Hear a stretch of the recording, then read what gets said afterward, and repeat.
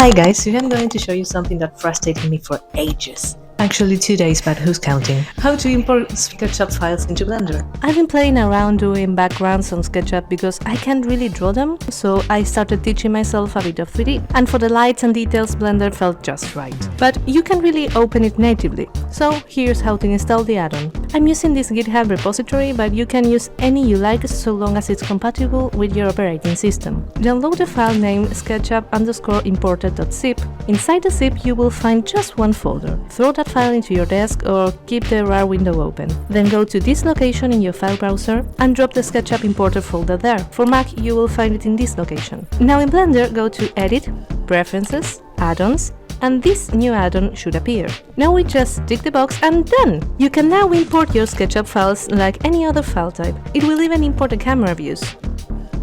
I should really add some lights here. Anyways, that's all. It's very easy. Hope it helped and leave a like and subscribe for doing that.